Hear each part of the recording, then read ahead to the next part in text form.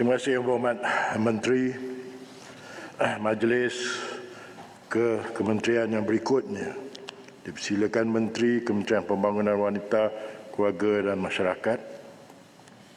40 minit. Terima kasih Tuan Dipertua. Ya, bismillahirrahmanirrahim. Assalamualaikum warahmatullahi taala wabarakatuh. Bagi pihak Kementerian Pembangunan Wanita, Keluarga dan Masyarakat, saya merakamkan penghargaan dan terima kasih kepada semua ahli yang berhormat yang telah berbahas dan menyentuh isu-isu di bawah seliaan Kementerian Pembangunan Wanita, Keluarga dan Masyarakat KPWKM semasa mengambil bahagian dalam sesi perbahasan usul menjunjung kasih titah Seri Paduka Baginda Yang di-Pertuan Agong bermula dari 20 hingga 29 Januari 2026.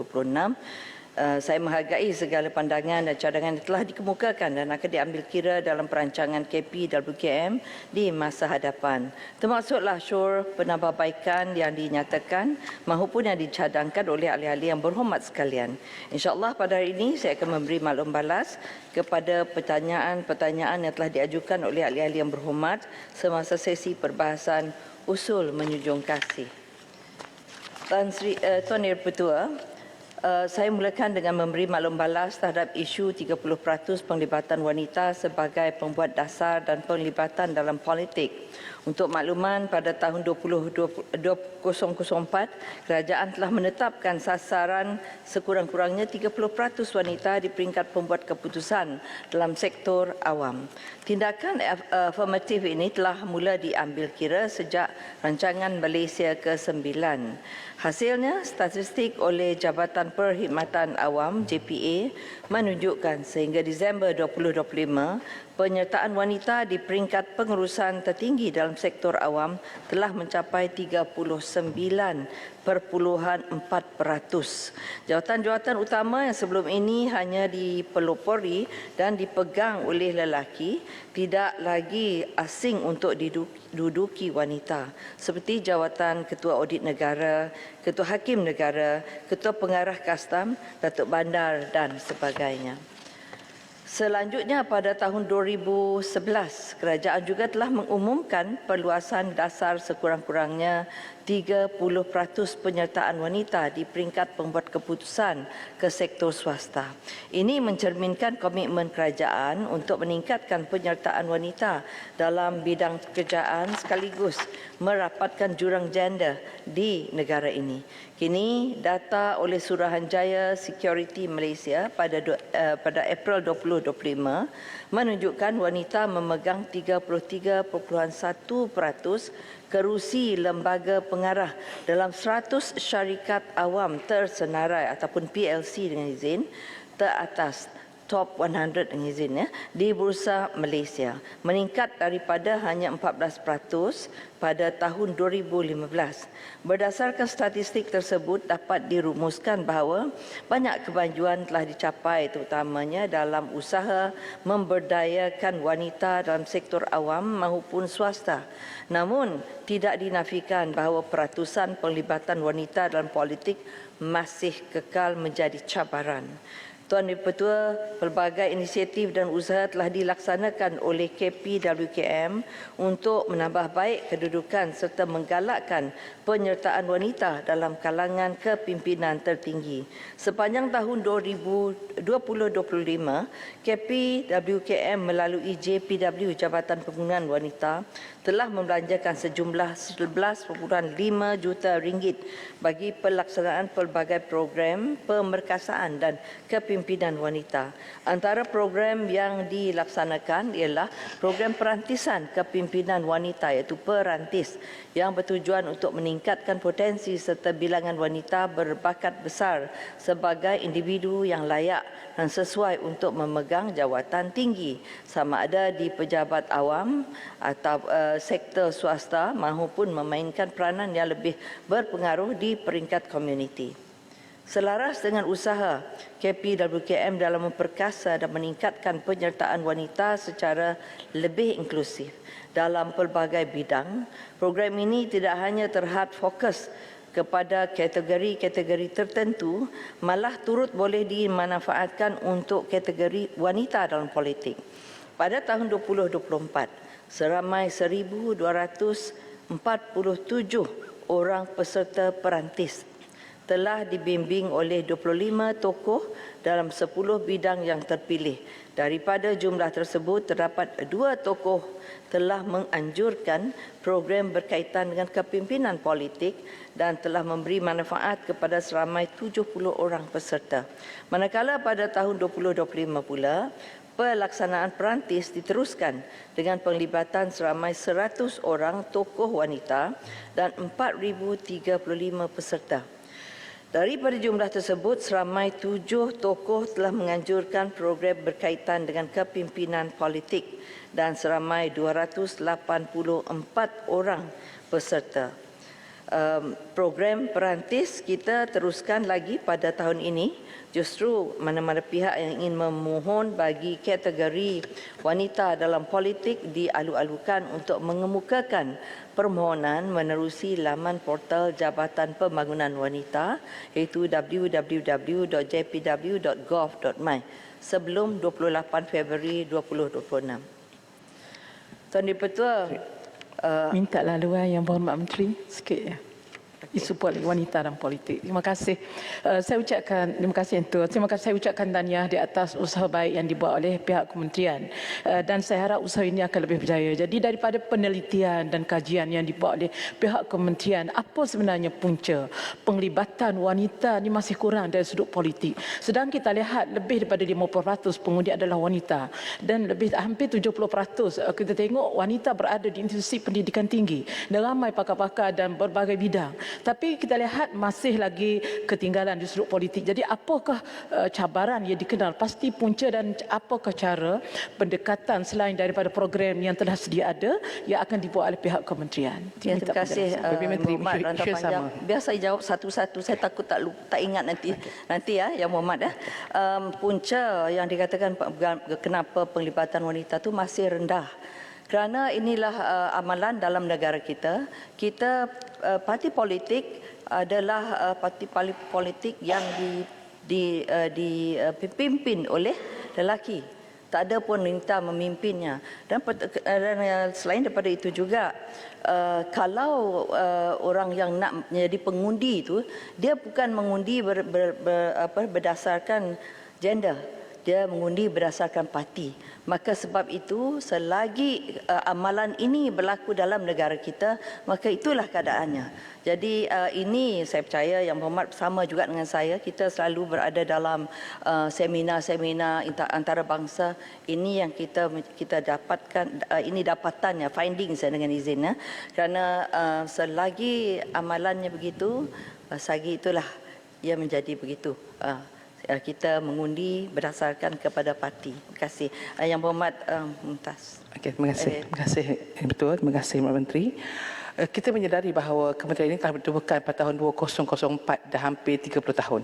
Maknanya dalam kes ini kita melihat dah hampir 20 tahun kita melihat perkembangan untuk politik ini sebagaimana disebut oleh YB Rantau Panjang tadi sangat perlahan. Jadi memandangkan program perantis saya kira dah berjaya sedikit. Tetapi kita akan menghadapi PRU tak lama lagi. Jadi ini memerlukan satu tindakan yang lebih proaktif daripada pihak kerajaan untuk menentukan dari segi kepimpinan dalam parlimen sekurang-kurangnya di Dewan Rakyat.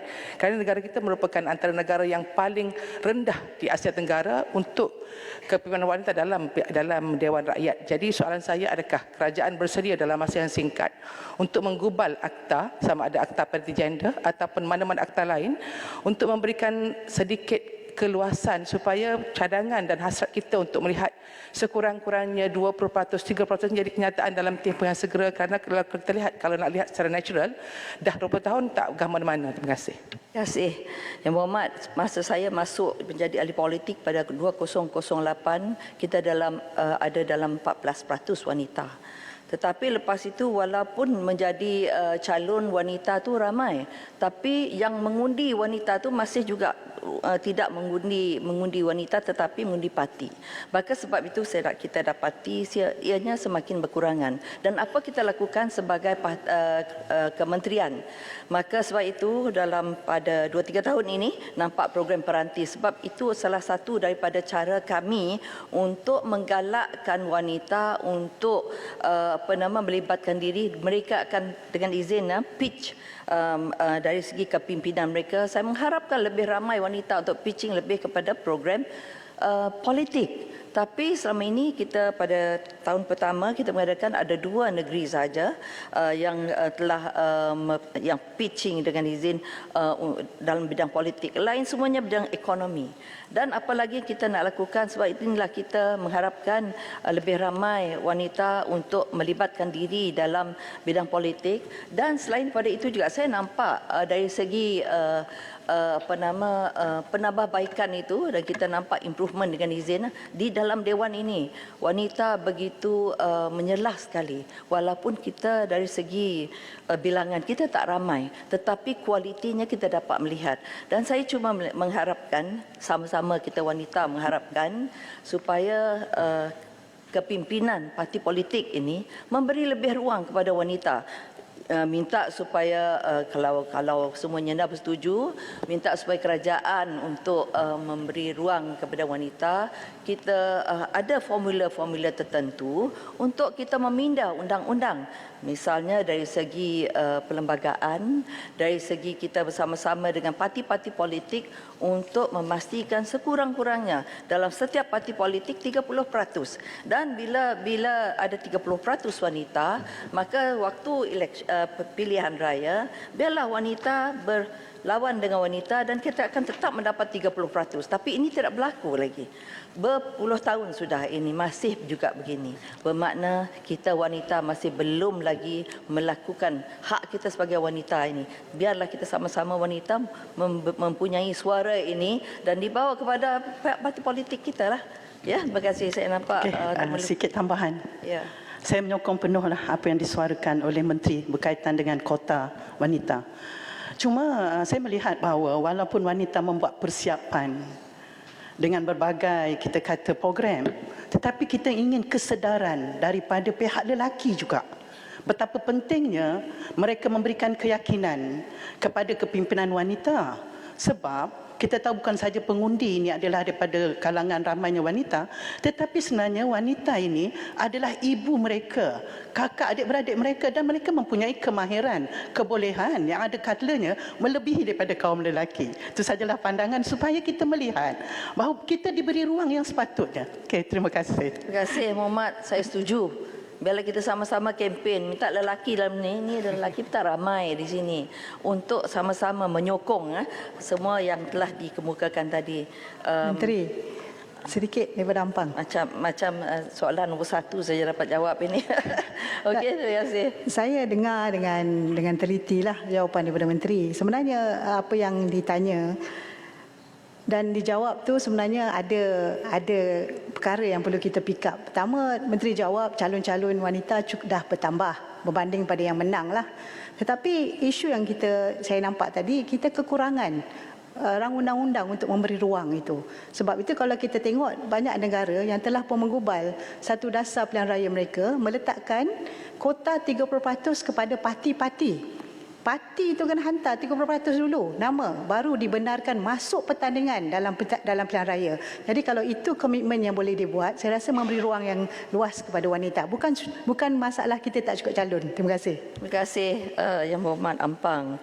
Itu yang saya nyatakan tadi, bahawa kita perlu pihak kerajaan ini, tetapi di pihak kerajaan tidak dapat memaksakan.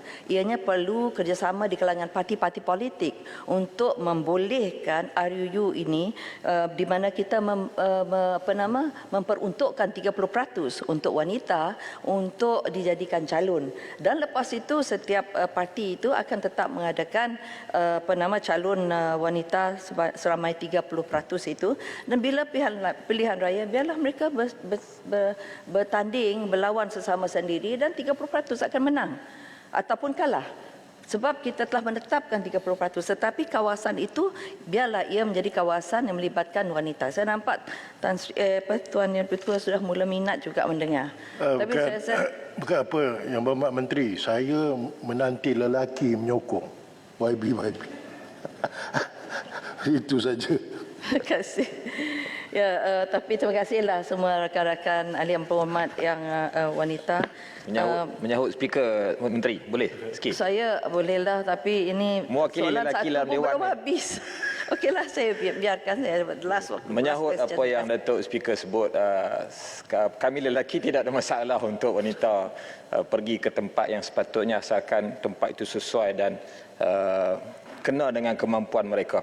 Sedikit cadangan kepada Yang Berhormat Menteri, mungkin boleh cadangkan, ada wanita ni yang berkerjaya, ada yang tidak berkerjaya. Contohnya wanita yang jadi suri rumah.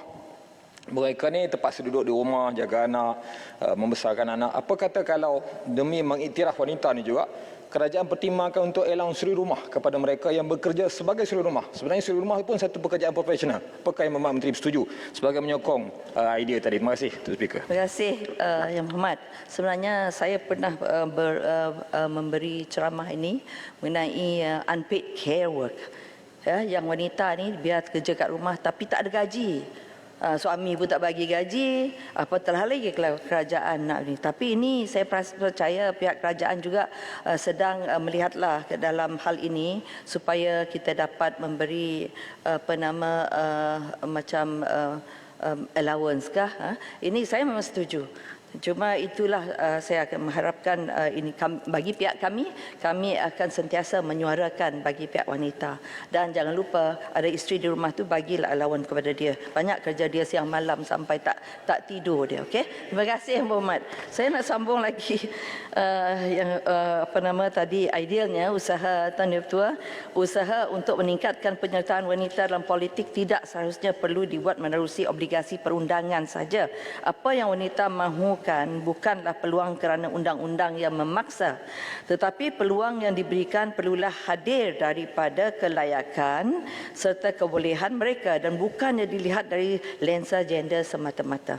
Di peringkat KPWKM, kita telah memulakan inisiatif untuk mengasah, memperbanyak dan menonjolkan wanita berbakat besar.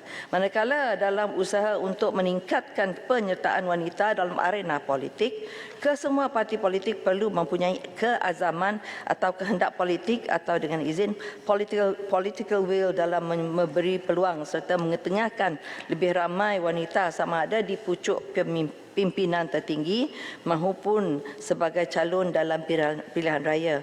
Apabila semua pihak memainkan peranan masing-masing, insya-Allah harapan kita untuk menyaksikan peningkatan pelibatan wanita dalam politik boleh direalisasikan, tapi kita perlu sentiasa bersama untuk menyuarakan.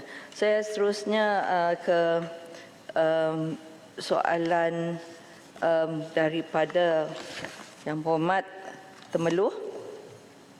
Ingin mengetahui usaha yang dilaksanakan oleh kerajaan dalam membentuk keluarga yang sejahtera. Sementara itu, Yang Berhormat pulai mencadangkan agar KPWKM merangka agenda khusus kepada kumpulan miskin bandar yang melibatkan keluarga yang produktif. Dalam hal ini, KPWKM berpandangan bahawa kemiskinan bandar bukan sekadar isu pendapatan, tetapi berkait rapat dengan daya tahan keluarga ataupun family resilience dengan izin. Literasi keuangan, pendidikan anak, kesejahteraan mental, nilai kemasyarakatan serta pembinaan jati diri. Sehubungan itu, KPWKM melalui agensi-agensi di bawahnya melaksanakan pelbagai intervensi berstruktur. Menerusi Lembaga Penduduk dan Pembangunan Keluarga Negara LPPKN, pendekatan yang diambil adalah berasaskan pembangunan keluarga produktif, iaitu keluarga yang berupaya mengurus sumber secara berhemah, mendidik anak-anak dengan baik, mengekalkan keharmonian rumah tangga serta berfungsi secara positif dalam komuniti. Untuk makluman, KPWKN menerusi LPPKN telah memperkenalkan dan melaksanakan pelbagai program dan perkhidmatan pengukuhan institusi keluarga melibatkan siri kursus keibubapaan dan pemantapan institusi perkahwinan di seluruh negara. LPPKN telah melaksanakan kursus pra-perkahwinan Smart Start kepada pasangan yang akan dan baru berkahwin 5 tahun ke bawah yang merupakan tahap umur perkahwinan paling berisiko mengikut statistik perceraian di Malaysia. Berdasarkan keperluan semasa, modul ini telah ditambah baik menjadikannya sebagai modul Smart Start 2.0 dengan izin pada tahun 2020. Berdasarkan kajian penilaian terhadap program Smart Start 2.0 yang dilaksanakan oleh LPPKN bagi tahun 2025, sebanyak 77.8% peserta mengakui tahap pengetahuan mereka telah meningkat selepas mengikuti program. Selain itu, 66.7% peserta menunjukkan peningkatan dari segi amalan, manakala 55.6% mencatat peningkatan dalam tingkah laku. Menteri. Pulai Menteri. Ya. Okay, terima kasih jawapan Menteri itu. Soalan saya, dari segi pembangunan kekeluargaan ini, apakah ia merujuk kepada kemiskinan bandar itu? Maknanya Kementerian Pembangunan Wanita ini mengambil maklumat mereka yang dikategorikan sebagai miskin bandar untuk dibangunkan, dan apakah ada agenda yang berterusan untuk memastikan bahawa mereka ni boleh keluar daripada kemiskinan bandar? Terima kasih.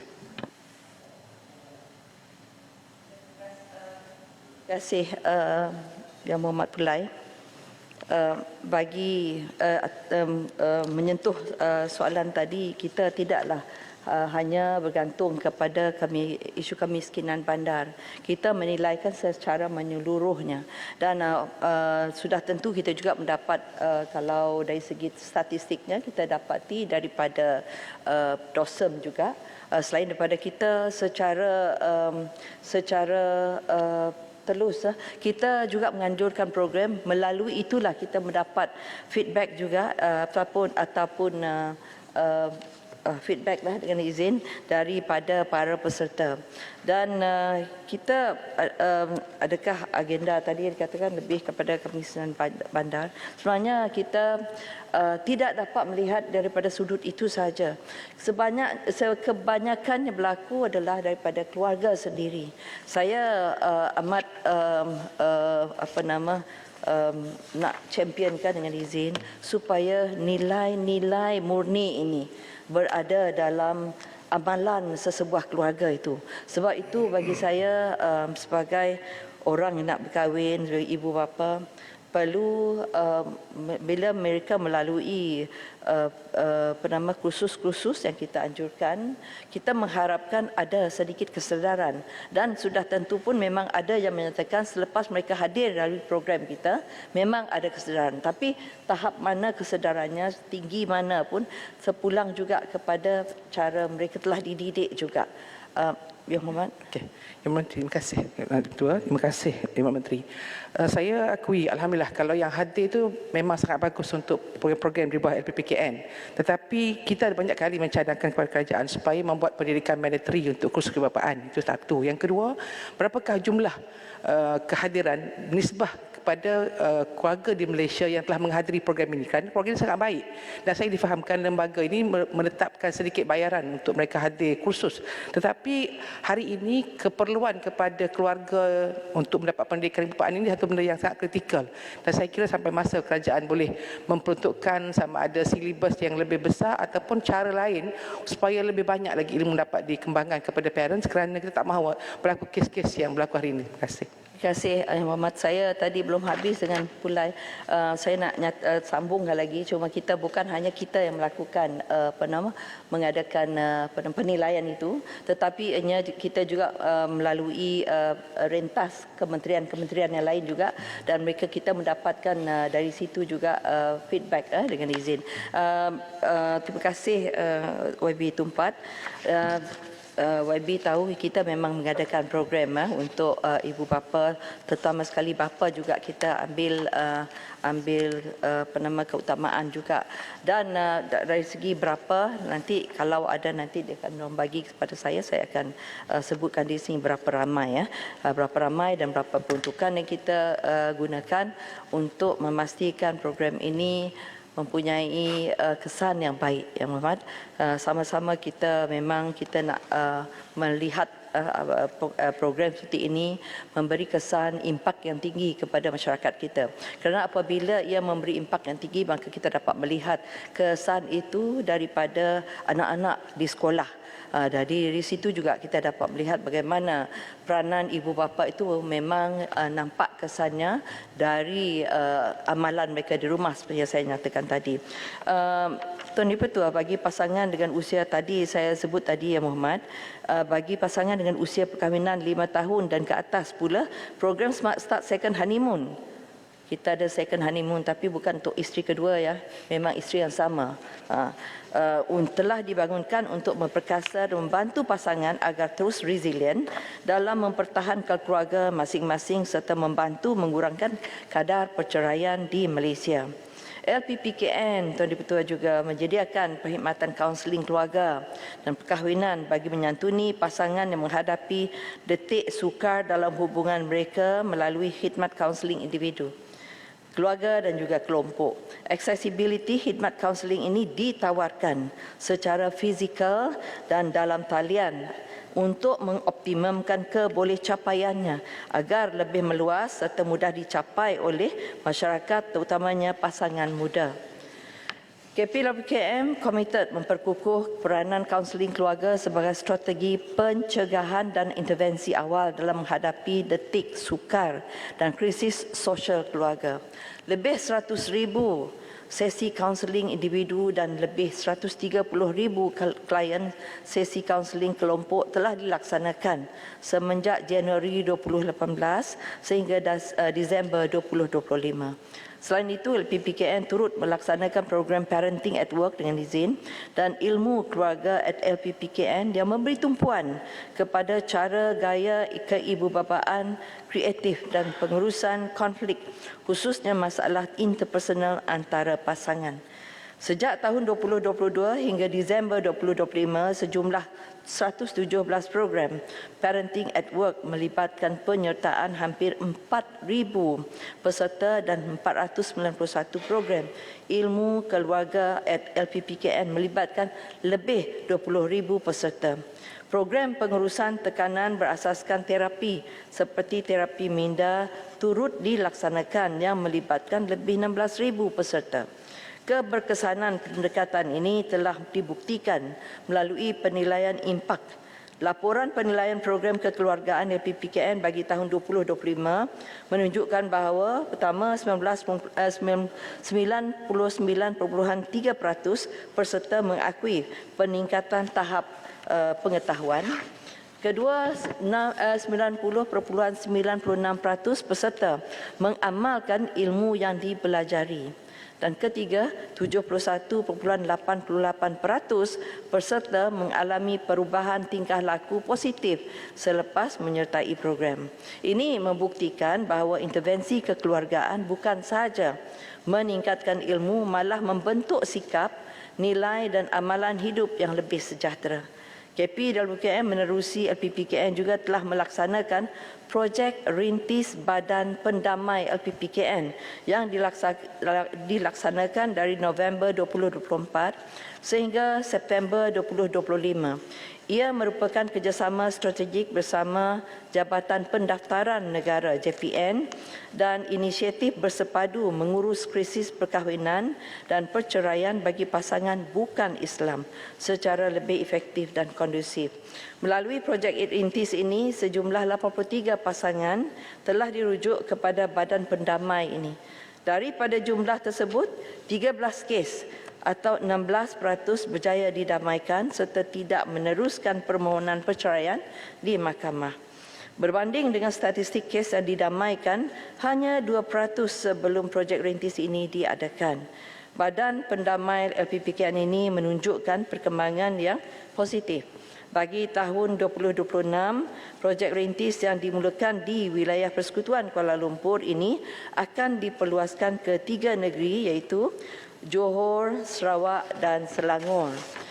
Sementara itu tidak dapat dinafikan cabaran ekonomi boleh turut menyumbang kepada konflik rumah tangga.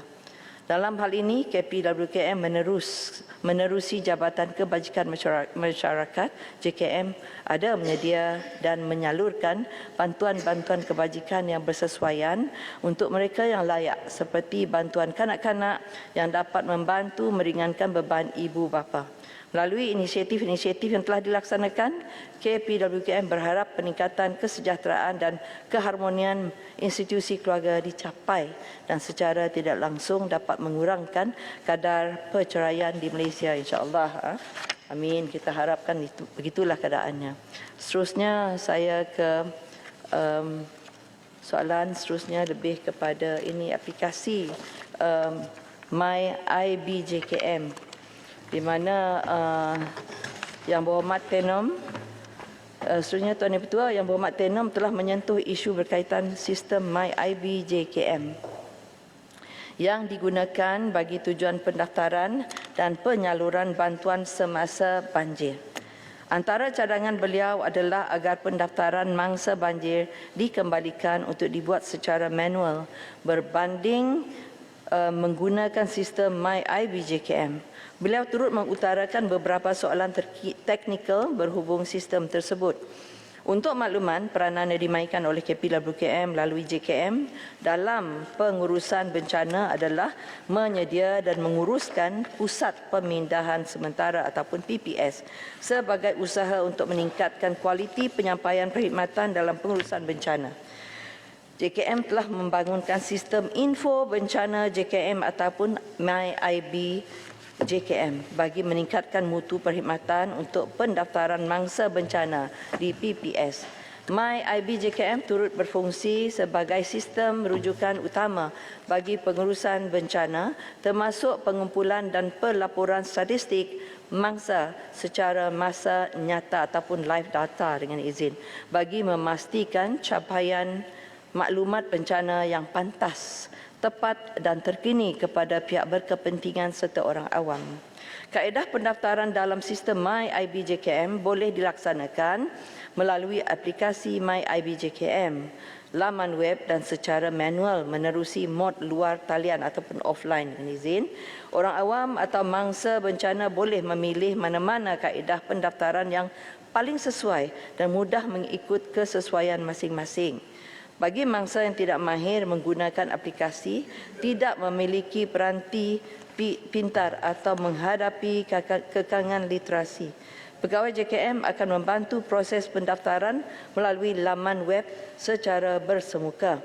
Bagi kawasan yang tidak mempunyai liputan internet, pendaftaran secara manual akan dilakukan dan seterusnya maklumat yang dikumpul akan diintegrasikan ke dalam sistem MyIBJKM. Ini untuk memastikan semua maklumat mangsa bencana boleh dirujuk menggunakan sistem tersebut oleh mana-mana pihak yang berkaitan seperti dalam urusan penyaluran bantuan wang ihsan. Pendaftaran ini boleh dilaksanakan sama ada semasa pelaksanaan kempen pendaftaran awal sebelum berlakunya bencana atau ketika mangsa berada di PPS. Yang Berhormat Tenom seterusnya ingin mengetahui apakah status permohonan bantuan bencana oleh mangsa yang berada di luar kawasan radius PPS. Untuk makluman, memang benar sistem MyIBJKM mengenal pasti radius kawasan bencana menerusi lokasi PPS. Walau bagaimanapun, penetapan radius tersebut adalah bersifat fleksibel dan boleh ditentukan serta dipadankan di peringkat lapangan mengikut kesesuaian lokasi PPS yang dibuka. Kaedah ini digunakan sebagai padanan indikator kawasan bencana. Pada masa yang sama, kaedah kawalan atau hard radius kefungsian pendaftaran di PPS adalah bertujuan untuk mengelakkan sebarang penyalahgunaan pendaftaran oleh pihak yang tidak bertanggungjawab bagi tujuan mendapatkan bantuan yang disalurkan oleh kerajaan. Sebagai contoh, kawalan ini boleh mengelakkan daripada kod QR pendaftaran di satu-satu PPS disebar dan diimbas secara meluas sehingga bukan mangsa bencana di tempat yang tidak terkesan turut menggunakannya. Ini adalah cara yang terbaik untuk membantu. Ya. Sementara itu, kita mengetahui bahawa dalam kes-kes terpencil terdapat mangsa bencana yang tidak berkesempatan untuk mendaftar di PPS kerana tiada PPS dibuka di kawasan berhampiran mereka walaupun kawasan tersebut dilanda bencana. Ini telah menimbulkan dakwaan mangsa bencana tercicir daripada mendapatkan bantuan. Bagi menangani situasi seperti ini, mangsa bencana boleh memohon bantuan wang ihsan melalui Pusat Pendaftaran Mangsa ataupun PPM yang dibuka selepas bencana reda. Lokasi dan pembukaan PPM ini adalah di bawah bidang kuasa pegawai daerah selaku pengerusi jawatan kuasa pengurusan bencana daerah setelah diperakukan bahawa kawasan yang didiami mangsa turut merupakan kawasan yang dilanda bencana. Tuan Yang Ketua, Tan Sri Ketua, dan itu berakhirlah sesi penggulungan saya mewakili Kementerian Pembangunan Wanita, Keluarga dan Masyarakat bagi sesi penggulungan perbahasan usul menjunjung kasih di Dewan Rakyat pada hari ini. Sekali lagi saya ingin merakamkan penghargaan pada semua ahli yang berhormat yang telah menyuarakan pandangan, cadangan penambahbaikan serta teguran yang melibatkan kumpulan sasar di bawah KPWKM yang saya menghargai segala yang telah dibangkitkan dan KPWKM akan mengambil tindakan sewajarnya berdasarkan input yang diterima. Kerjasama dan sokongan yang ditunjukkan oleh semua ahli yang berhormat terhadap inisiatif kementerian terutama dalam mengendalikan isu yang sangat dekat di hati kita ini diharap dapat memberi lebih manfaat kepada rakyat Malaysia secara menyeluruh. Saya difahamkan ada isu yang tertinggal tapi saya nampak Yang Berhormat sandakan tak ada di dalam Dewan. Yang Berhormat Kuala Kangsar ada dalam Dewan? Tak ada. Yang Berhormat Datuk Seri di Sekijang pun tak ada. Kita akan beri jawapan bertulis. Terima kasih. Baik, terima kasih Menteri.